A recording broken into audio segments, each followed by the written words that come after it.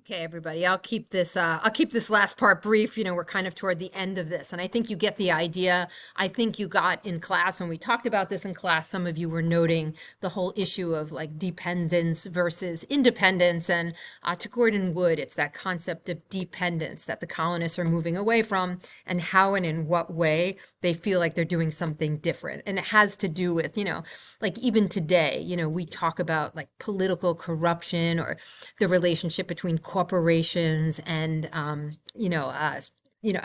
politics.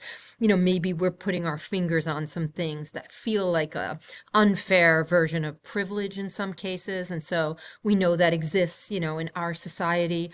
And so maybe that's what the colonists are kind of, considering is some of this, issue. And Gordon Wood, talks about this idea of genius and, people who are in this kind of Republican framework, that they are now kind of there with honor and interest. You are there like a status to have, qualities. He kind of notes that people are like a natural aristocracy, is the word Gordon Wood uses in paragraph 17. They become what Jefferson called a natural aristocracy, liberally educated, enlightened gentlemen of character. That there is, in a sense, what he says, this frustrated talent. So people who had talent that couldn't like do anything about it because they weren't born in the right family, merit had been denied. So then like the colonies becomes a space where there is now kind of a, people's children can grow up to be anything they want, right? So there is, in a sense, this idea that the Enlightenment is not something that's going to be hereditary. It's going to be based on, intellectualism, talent, and ways that people apply it and use it. Okay. And he also, Gordon Wood, suggests it's hard for us to understand, how much of a burden hereditary aristocracy would be. And we forget like how much family names might mean or something like that. But he kind of notes that, and he gives some examples, how much, there was like offices of government given to father and son, and, how this became something really important. And then he also describes that this assault on the monarch's bonds also affect relationships within a family. So there's some connection here to Gary Nash, because Gordon Wood will say that maybe revolution men lose some of their control over their wives and of their property. Wives continue to remain dependent on their husbands, but they did gain greater autonomy, some legal recognition of their rights to hold property separately, to divorce or whatever. And, he makes a case that after the revolution, states, not colonies anymore, but states with their own legislatures will write laws that are going to be more favorable to women, right? So that's maybe a debatable thing, and he concedes that in paragraph 20, but he does suggest that this idea of, kind of there is a, white males found it increasingly impossible to accept any dependent status whatsoever. And of course, he's talking about white males here.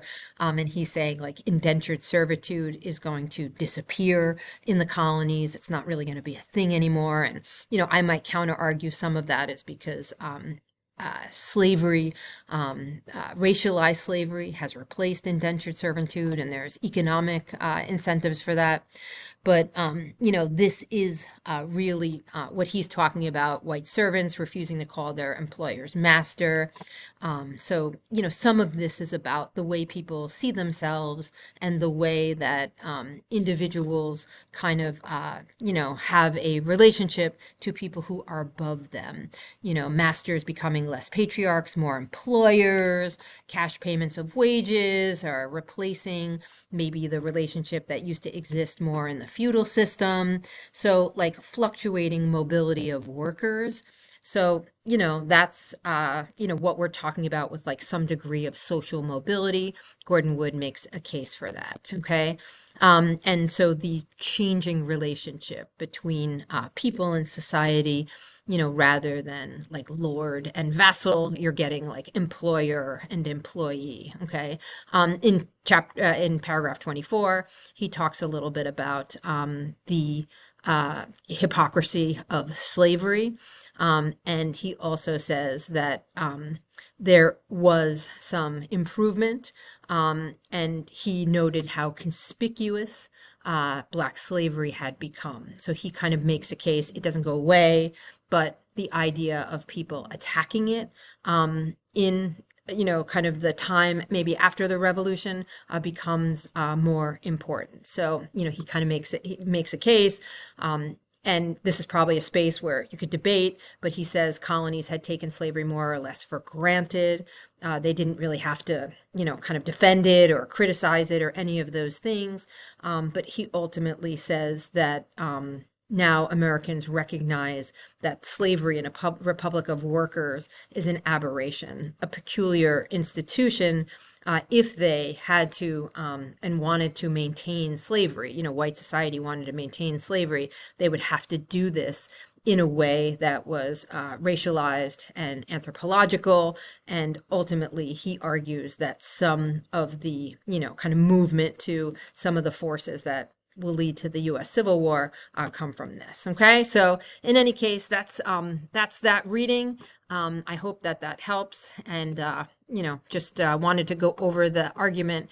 And then one thing to give you a heads up for the quiz, because something that you can prepare for this reading and the Wim Klooster reading, which was handed out in hard copy, and I will put it on Schoology for you right now.